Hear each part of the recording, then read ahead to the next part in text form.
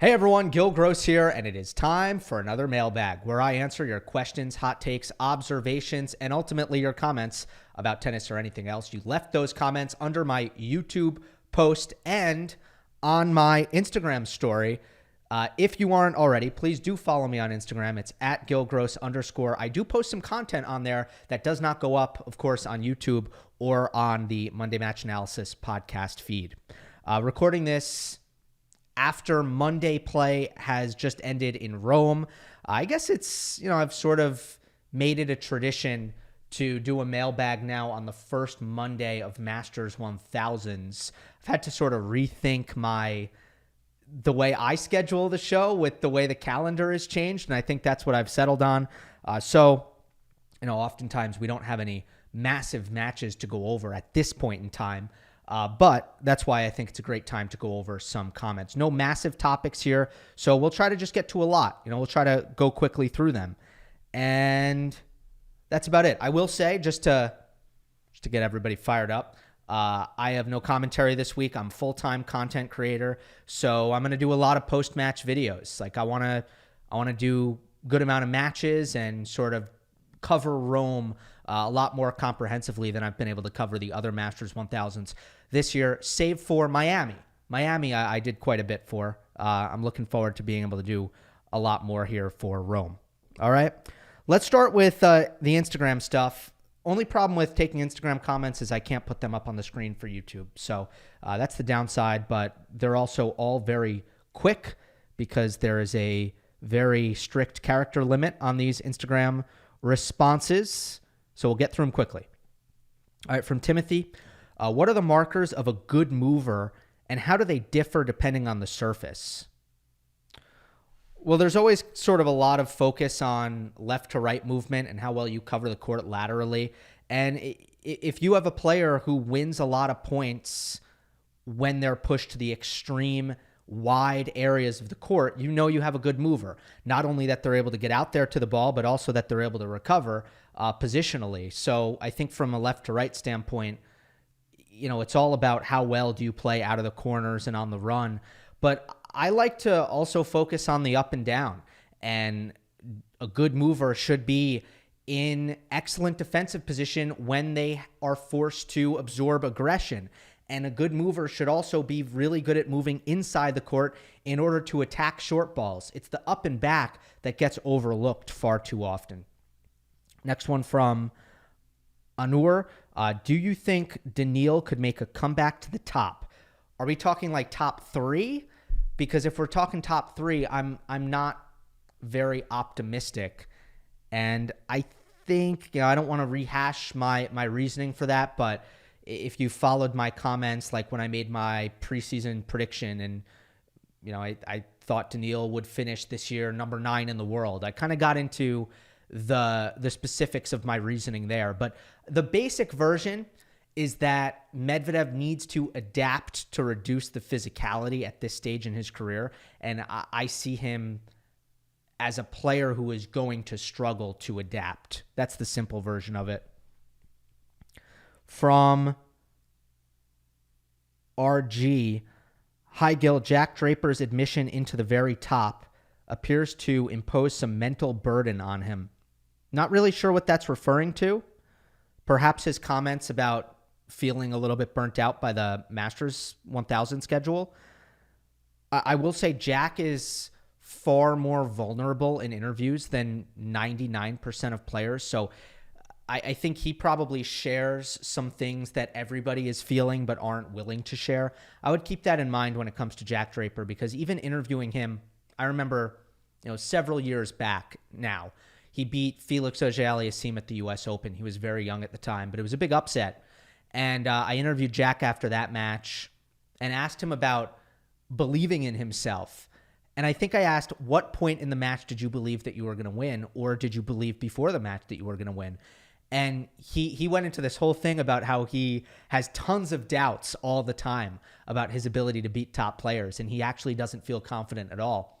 That's the kind of thing that's just very honest that most players just probably wouldn't admit, even though a lot of players probably feel that way. From Fresh Photo World. What do you think is the ceiling for Marozsan, and what aspects of his game need to be improved? I see him as a low seed at majors for most of his career. Like, that's how I have him pegged, I would say. His first serve can definitely get way better. That's a very slow first serve for a 6'3" guy. There are a lot of aspects to the motion that I think he can get a lot more explosive from the shoulder tilt. He's very like straight line in the shoulders. He doesn't really get that good kind of left hip out into the court. So I think the first serve's the biggest one. From Down, Tsitsipas switched back to Wilson. Maybe I missed the news. Oh, this is a question. Tsitsipas switched back to Wilson? Yes, I believe he did. He went back to the Wilson blade. I hope that Steph, I'm just fascinated by the equipment stuff. I hope that we get some comments from him so he can shed light on what his racket journey has been on. Unfortunately, a lot of players like to be pretty coy when it comes to this stuff. From Fabulous Fabio, hi Gill, do you think Draper will push Zverev out of the top 3 by the end of the year? Best podcast. Thank you. Yeah, I kind of do think he'll do that. And it's not so much an anti-Zverev thing, but I felt that Draper this year was going to show some difficulty. Like, I've always been a massive fan of Jack's potential. I've always seen him as a top 5 player, always. It's happened a little bit quicker than I expected because mentally it seems there wasn't that learning curve that I thought there would be. He's playing these big matches quite well. I know he just lost a big final against Casper in Madrid, but all in all, he looks really comfortable in these big matches. And I didn't really expect that this year so soon.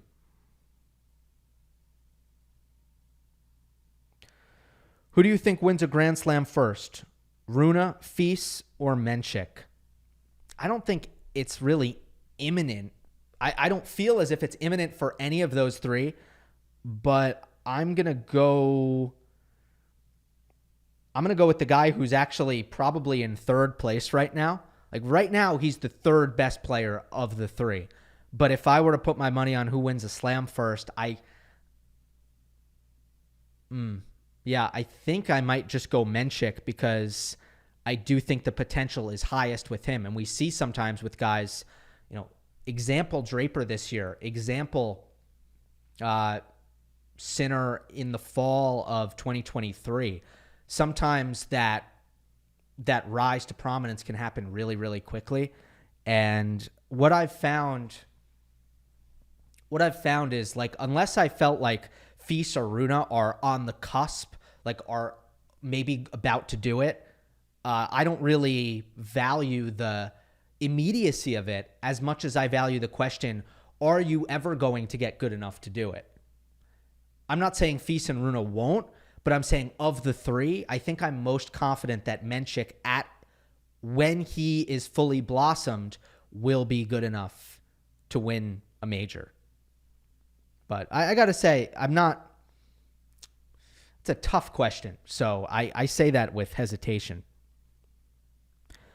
Thoughts on Rome so far, about Jannik as well. What do I think of Jannik in Rome so far? He looks pretty good, not great, but this is going to be, these first couple matches were always going to be the most tough. I think for Sinner, just not being at all used to the speed of the game, the nerves, the pressure, the intensity, and the uncertainty around. I think Sinner put it so well in his press conference. You go 3 months without getting feedback. You don't know where you're at until you start playing matches, and then these matches are a barometer and a measuring stick. They tell you where you're at. So just the doubt that a player inevitably has in their mind when they haven't played in 3 months, I think the most important thing is overcoming that initially. So I think Sinner's backhand has looked awesome. I think the ball striking has been excellent. Movement has looked a little bit off from, I think, what it normally would be. Consistency, a little bit off from what it normally would be. But I think compared to where the expectations are, Sinner has matched them easily.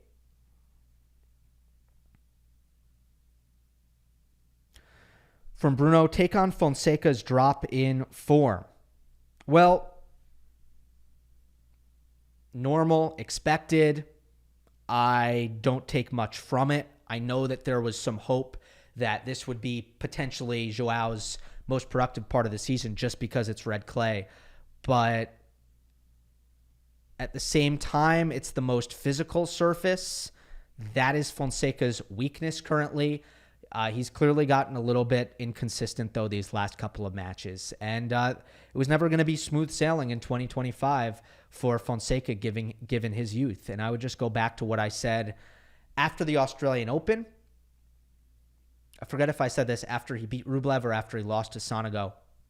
But a great year for Fonseca would be finishing between 20 and 30 in the world. Like, that would be a great year for Joao. And right now, I just checked the race, and he's 28th in the race, despite and maybe he'll go down a little bit after the first round defeat. But, I just think, especially given the hope that he would be more comfortable and even better in the second half of this year compared to the first half, he's still on track.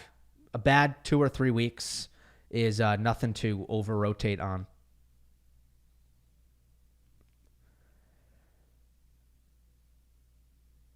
Who do you think Sinner should hire as new coach? Why are we...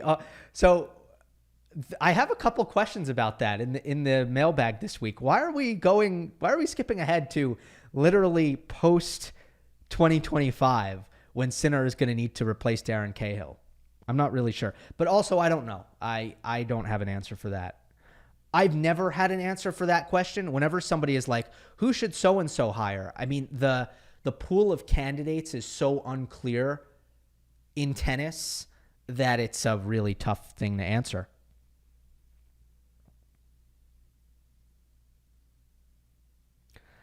Hey, Gill, how did you become a sports commentator? What was the journey? Maybe I'll go more in depth on this, like make a full video or something, just talking about what that journey has been up to this point.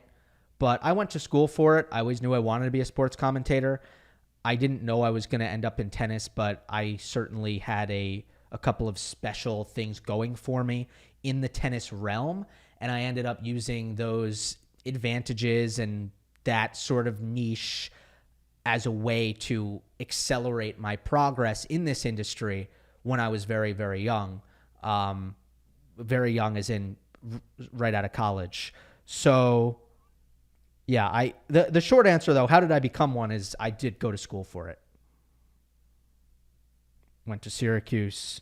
I would not have gone to Syracuse had that university not had such a distinct track record of success in this area, producing sports broadcasters. A similar one here from Analog Dreams. Why are tennis commentaries so mean, like talking about people's mental state crudely? I actually think tennis media is far kinder to the players than most of the other sports media I consume across other sports. There's I think a sensitivity, a tenderness when it comes to tennis because of the individual nature of it all, where I actually think there's a lot of taking it easy, especially when it comes to performance. What are your expectations from Jannik Sinner for the rest of clay and grass court season? Like, really high. I have really, really high expectations. I expect that he's going to challenge at the top with Alcaraz, essentially. From Andrew, best tennis ball? I regularly use Dunlop ATP Extra Duty. That one's pretty good. But Wilson RF Legacy, all courts are favorites. I've never used that one. I'd be lying if I told you I tested a bunch of balls, but to me, Wilson US Open has always been the easiest ball, in my opinion, to control and play well with. It's got, I think, the perfect amount of weight to it, and it's also the most expensive, so maybe you get what you pay for in that respect.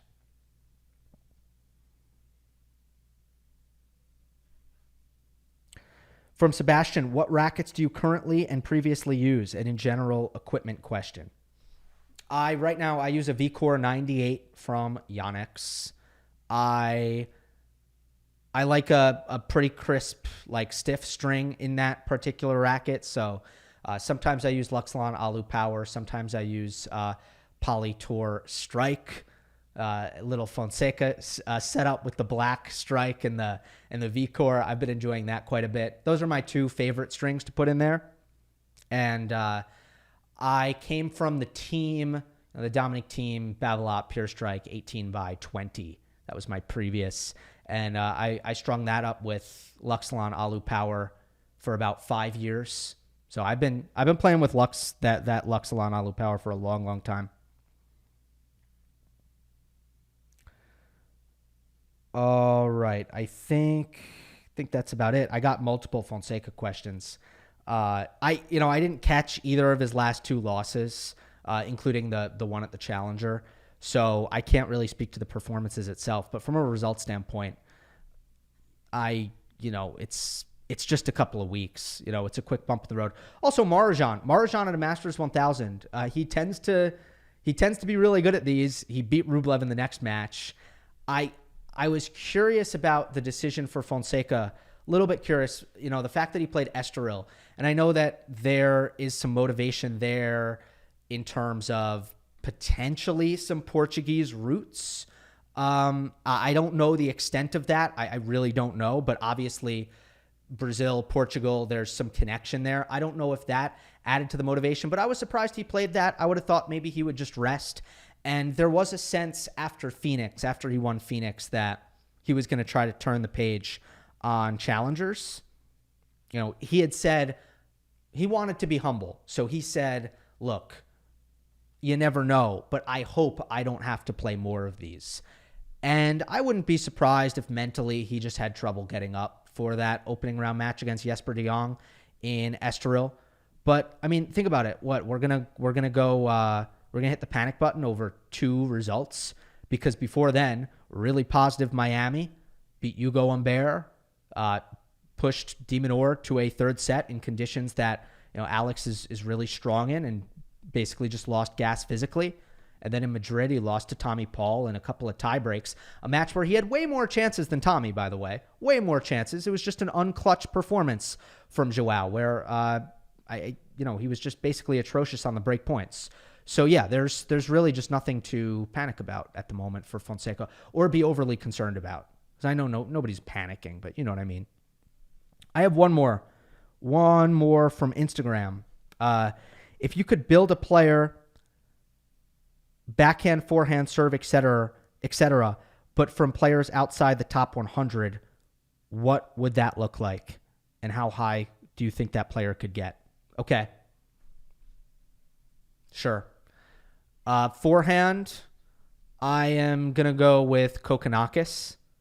Tempted to go with Kokkinakis, who's currently just outside the top 100. He's injured. Hopefully he gets better. He hurt his either his pec or his shoulder. I think it's his pec, which has been bothering him for a long, long time. Backhand, Elmer Moeller. Easy. I made an Instagram reel about him a couple weeks ago, about his backhand specifically. So if you want my take on Moeller's backhand, check that out. Serve is a tough one. Opelka just broke into the top 100, so I can't simply cheat and use him. Jarry is outside the top 100 now. I should probably grab Nicholas Jarry's serve. But let me just do a little bit of due diligence before I lock that in. Eubanks is outside the top 100. I think I prefer Jarry's serve to Chris's. It's close, though. Oh, Cilic. Cilic is 104. I'll take Cilic's serve. Movement. Who do I want on movement? Jordan Thompson would be a candidate. Hugo Gaston. Man, there's Tabilo is outside the top 100. There's some names like I'm just seeing a lot of guys who kind of have fallen rather dramatically in the last month or so on this list.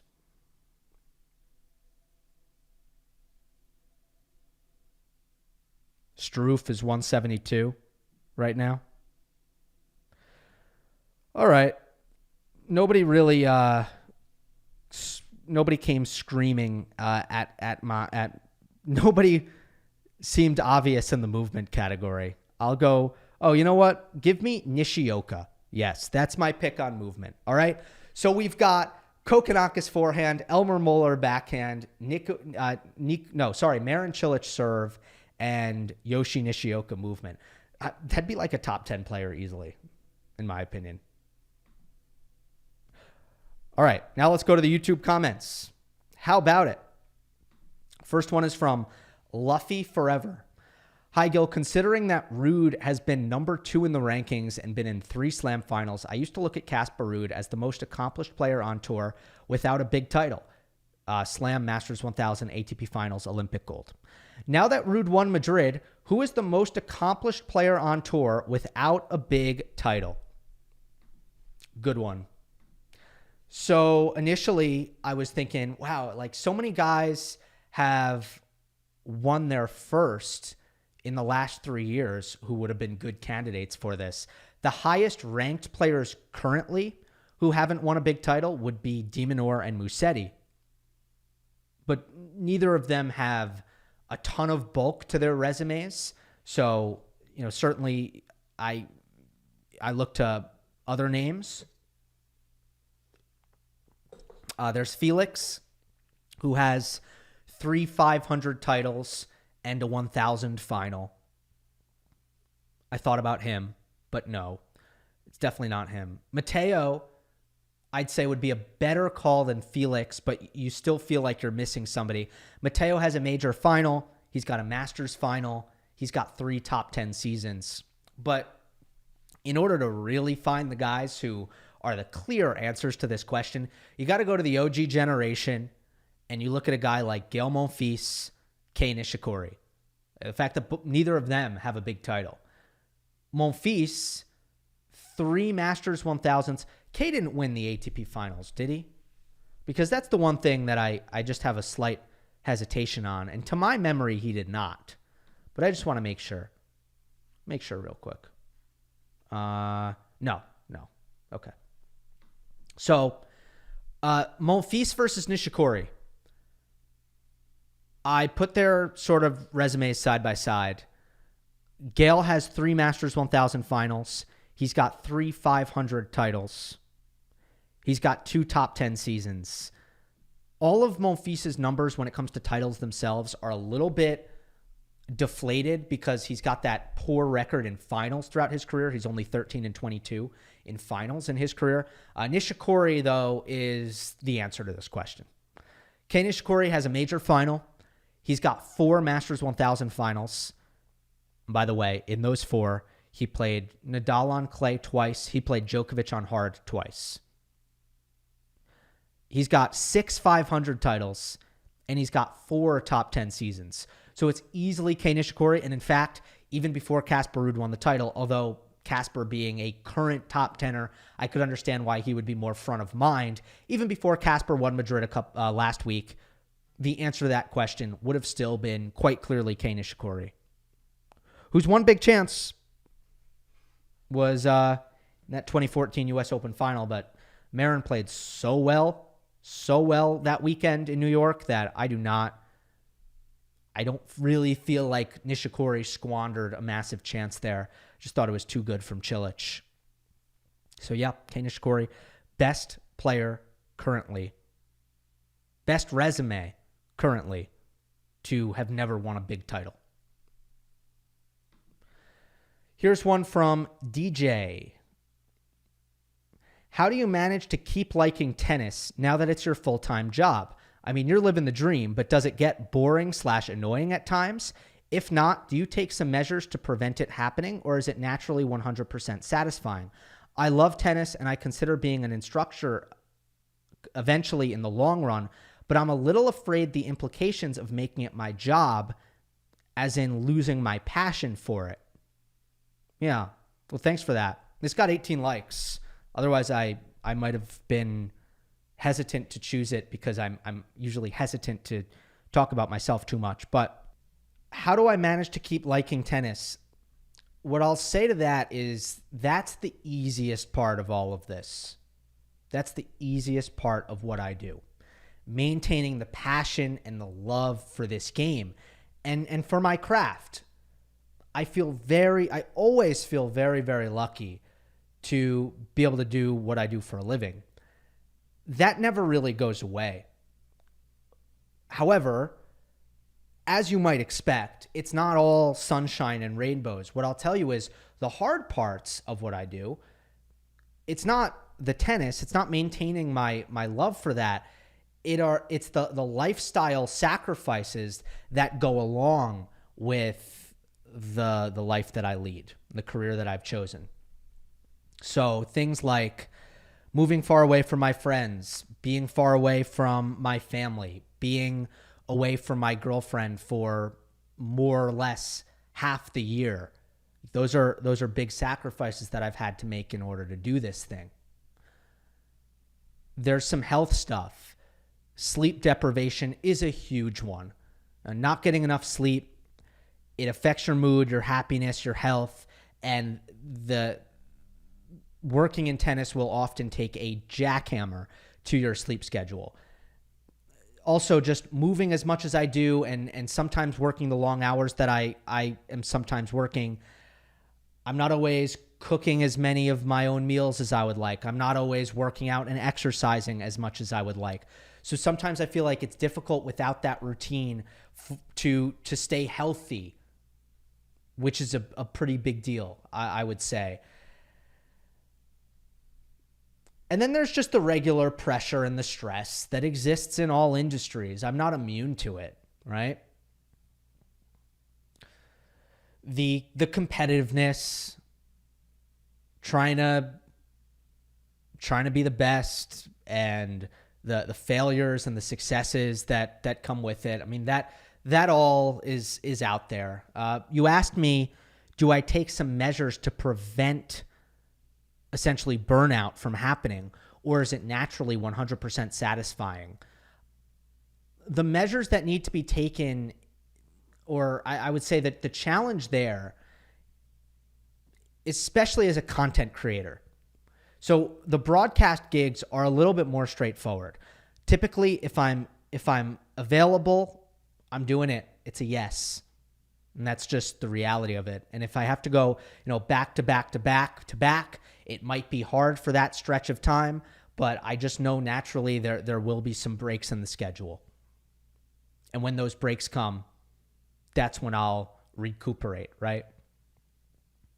As a content creator, it can be hard because you are your own boss and you have to make certain decisions about, like, am I going to go to brunch on Saturday even though I'm going to miss this second semifinal?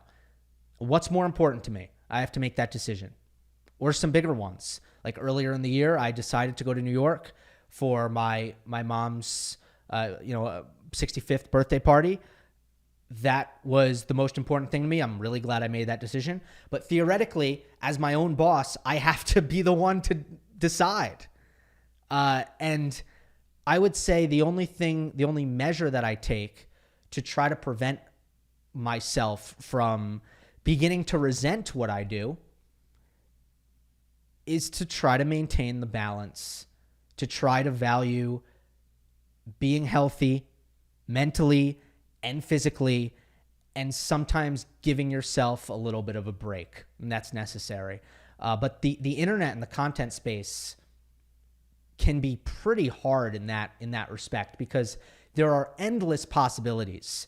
And if you wanted to work 24/7, you could. If you were maniacal and competitive like that, you could neglect the things that are so important from a health standpoint, from a well-being standpoint. And I think there are tons of people out in the YouTube space in particular who actually do a really poor job of managing that.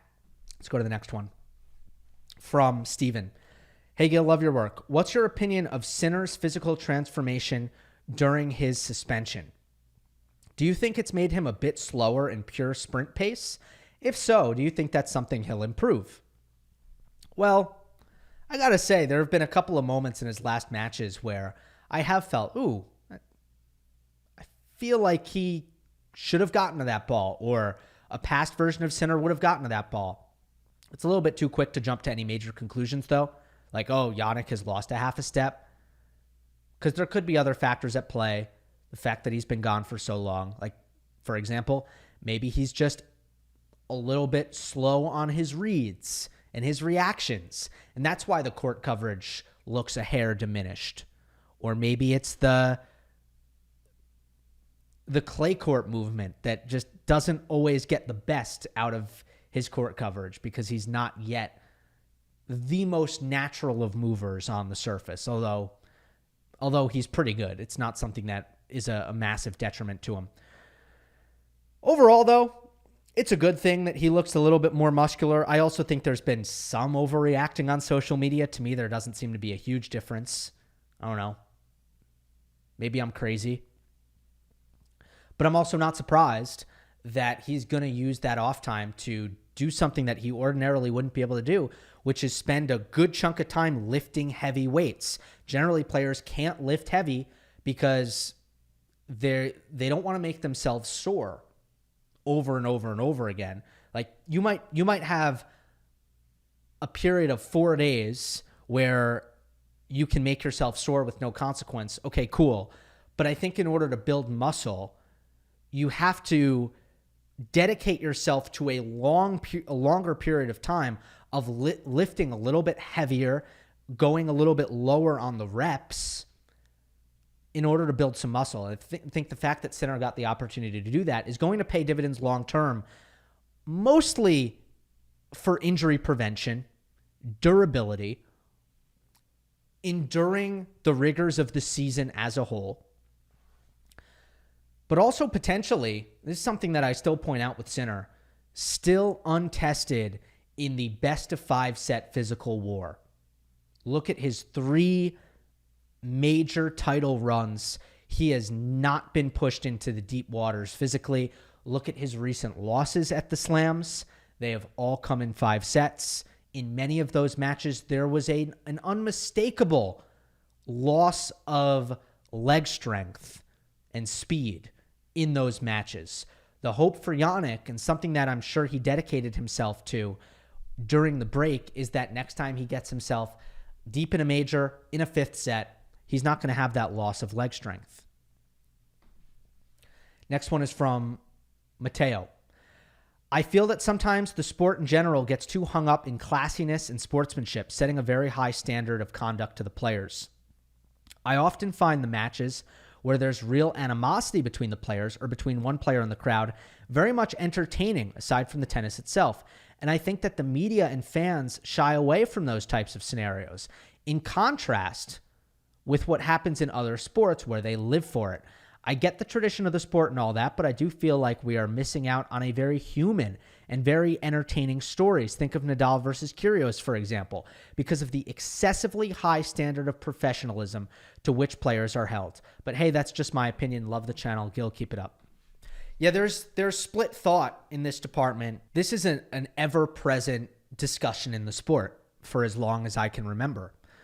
What do we really want? Do we want class, or do we want friction? And it depends on who you ask. However, I go against the premise of this comment. I would push back on you a little bit. I would say that the data and the behavior of media outlets and fans, I can say with conviction, they go against the idea that animosity is rejected in tennis. It is, in fact, embraced. You may read negative comments about it. You may read comments about certain players who tend to engage in it. Those comments may be negative, but insofar as this is the attention industry, this is the entertainment industry, these things are already heavily embraced and amplified. For example, and I won't go into details on my specific thoughts on this incident because I'm going to make a separate video on it for the point. But when Tsitsipas went body shot on Arthur Fils yesterday, and caught Arthur in the head, and then they had a long conversation at the net, which was an argument. I wouldn't call it overly contentious, but they were kind of going back and forth. That's a perfect example of something that is going to get loads of shares and engagement across social media. It's going to be amplified by Tennis TV and Tennis Channel and independent YouTube channels and journalists on X. Like, that's the kind of thing that's going to get passed around the internet more than anything else. Now, those sorts of things may not have a 100% approval rating.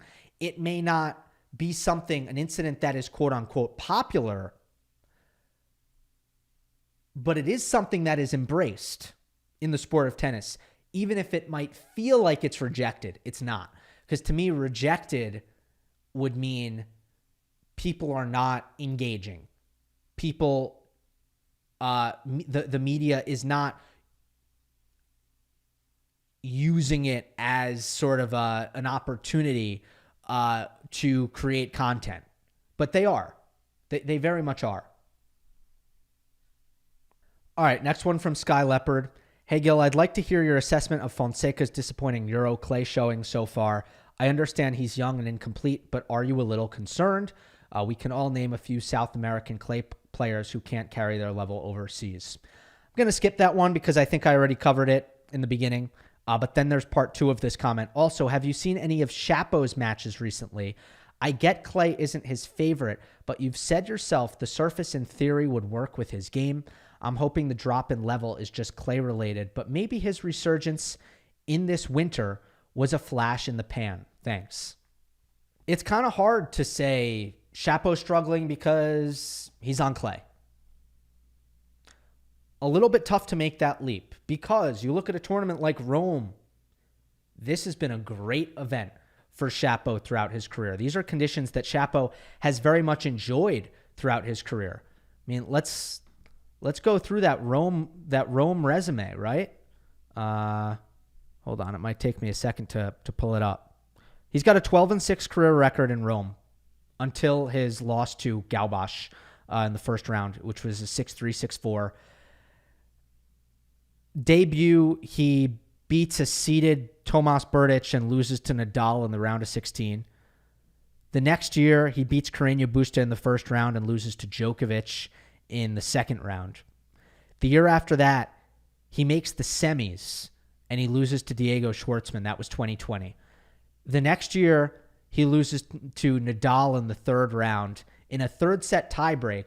I want to say, man, that was a long time ago. That was 2021. I want to say Shapo might have had a match point there to beat Rafa. And then the next year, 2022, he does beat Rafa Nadal in Rome. He makes the quarterfinals that year and loses to Casper Ruud. Last year he did lose, last year he did lose in a third set tiebreak to Luciano Darderi, and now he's lost in the first round again to Galbash. But Rome has been a great event for him in his career, one of his best. So it's tough to blame the conditions on the struggles that we've seen from Shapo overall, even outside of the fact that I think for a lot of reasons clay shouldn't be a bad surface for him. But anyway, I mean, what else do we want to talk about? In the Galbash match, I didn't see it, but his double fault rate is 13%. His first serve in percentage is 52%. Shapo's serve is generally quite inconsistent. It seemed like he had a pretty awful serving day. But then beyond that, I guess what I want to point out is I always want to see a player prove to me that they are resurgent outside of February, outside of October. There are certain pockets of the calendar where sometimes we see certain trends in results, and the results are the results, but the trends are a lie. And it's very hard in the moment. You might say it's only February. It's very hard in the moment to keep that perspective because at the end of the day, the players are playing. At the end of the day, us watchers are watching. And we're treating it like it's any given week. But how often have we seen this kind of thing happen? And it's not just Shapo this year. What happened with Felix? What happened with Davidovich Fokina, who's fall has not been as dramatic as the other two. These guys were the stories of February. All three of them resurgent. None of them have been able to build on it. So you got to be careful with the February results. They can mislead. For Shapo moving forward, there's always going to be lows. In that sense, it's not really time to be too concerned. The question is, are there going to be the highs? And I thought he looked very, very explosive in Dallas. He moved extremely well in Dallas. Hopefully there haven't been any physical setbacks. Hopefully he can keep that up and show that again. And if, the telltale sign is not going to be that Shapo is consistent, but that he can be a giant killer from time to time and he can go on some explosive runs. That's how we know that Shapo is back to being Shapo. From anonymous tennis follower, hi Gill, you mentioned how after COVID, the Masters 1000s have become much more random and chaotic. In my opinion, this had to do with the fading away of the big three. Why were the big three able to dominate the Masters 1000s as well as the slams during their reign? And do you foresee the randomness of Masters 1000s changing once, say, Alcaraz and Sinner establish themselves further? Sinner has been pretty efficient, though, since the start of last year at the Masters 1000s. So he has shown in a very small sample size some semblance of big three consistency, big three level consistency. But the answer to your question, why were the big three able to dominate both the Masters 1000s and the slams, is because they were physical and mental giants, animals. And when they were in their primes, they had no off switch. They did not get injured. They did not take weeks off. Their games were built for consistency in large part. And that's why they didn't lose. So I agree. I mean, a big part of why there's been more first-time champions and overall sort of more chaos and lower seed and unseeded success in some cases is because the players at the top of the game have not been as bulletproof. There has not been that force, not force field. What word was I looking for? Fortress. There has not been that fortress at the top of the rankings.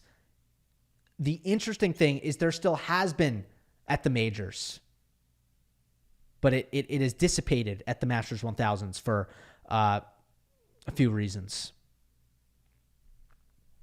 From Orpix, hi Gill, Adrian Mannarino seems to have fallen off a cliff after his Australian Open run in 2024, where he made the round of 16 while beating Shelton, Wawrinka, and Munar, all in 5 sets, reaching a career high of 17 at age 35.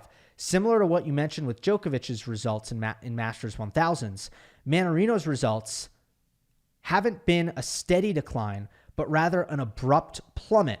What do you think happened here? It's a good question.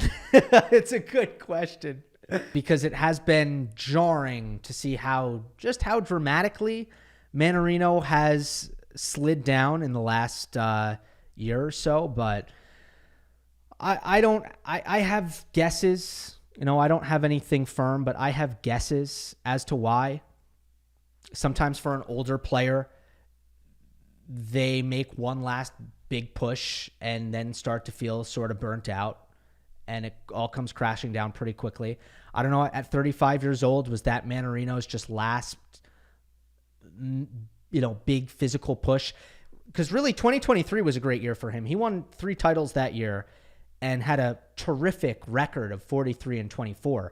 Then he started 2024 with the 4th round at the Australian Open.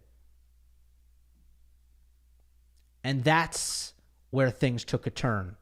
Again, very, very dramatically, where he clearly lost confidence in his game, in his legs, in his physicality.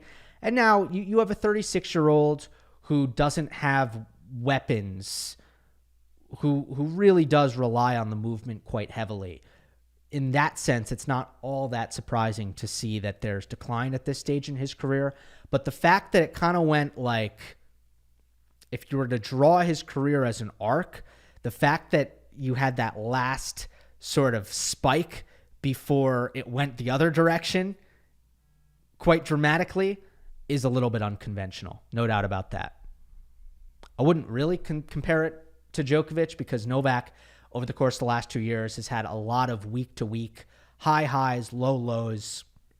Mannarino hasn't had a high in, not a single one in a long time, right? So it's not the same as Novak.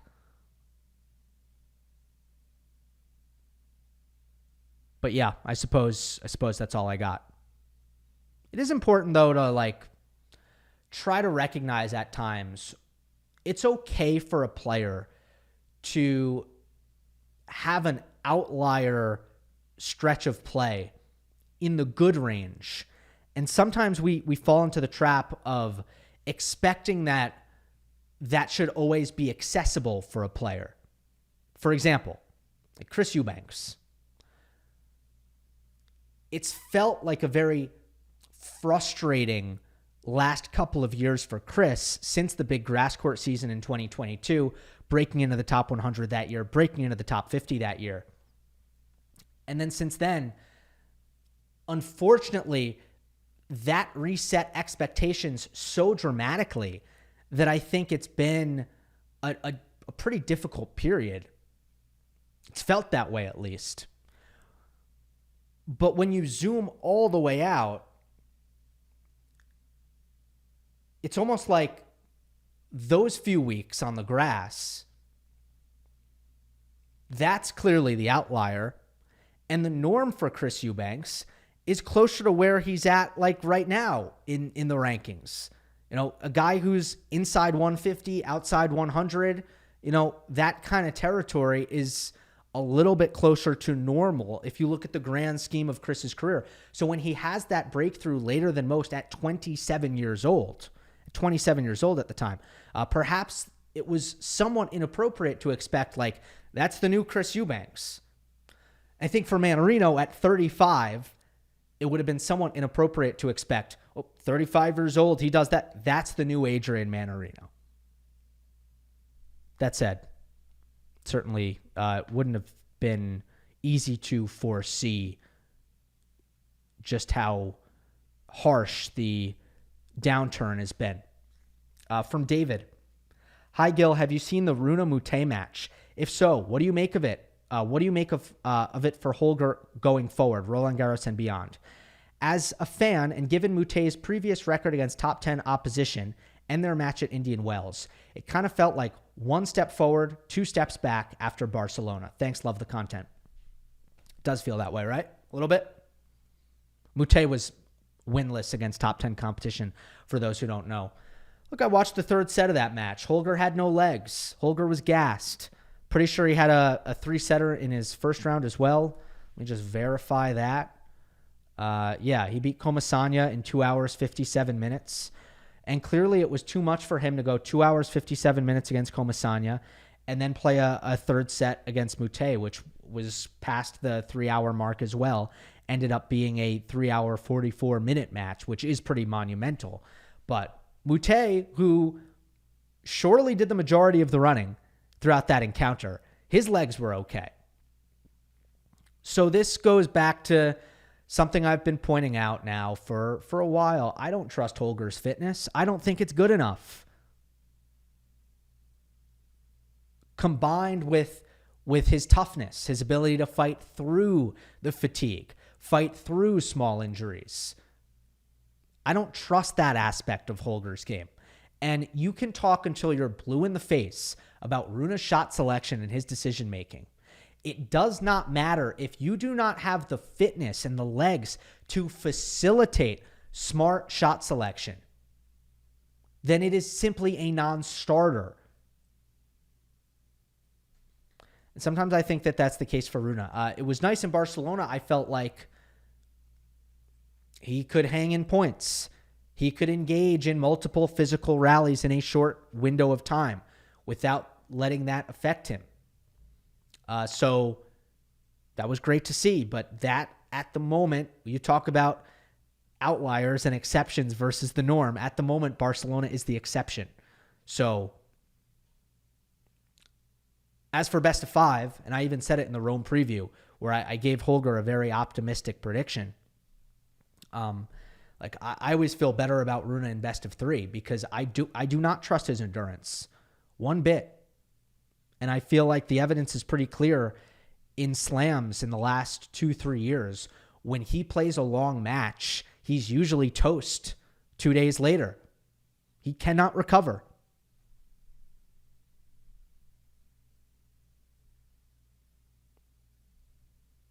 All right, I think that'll just about do it. There are other comments, obviously, that I didn't get to.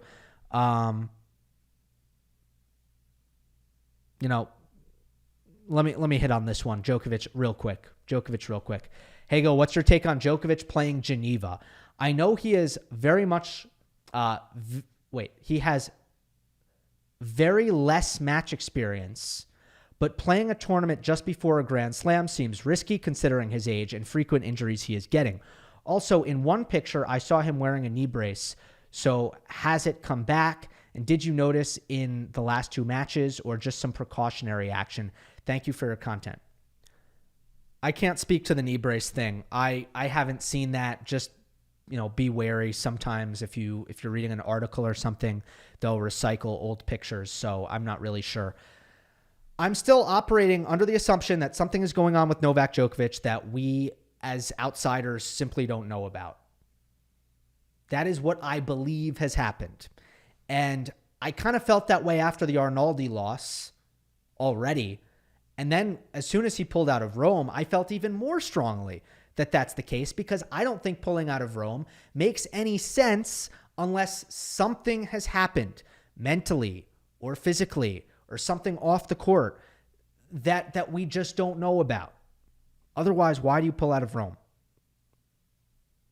If you want to, if I'm trying to let my imagination wander, where can I get? I don't know. Is the motivational crisis right now so severe that he felt like he couldn't get himself up for Rome, but since Geneva is just a touch closer to Roland Garros, because it's the week before, that's where he really felt like he would be able to get revved up and start the engine fully. I don't really believe that. That sounds kind of crazy to me.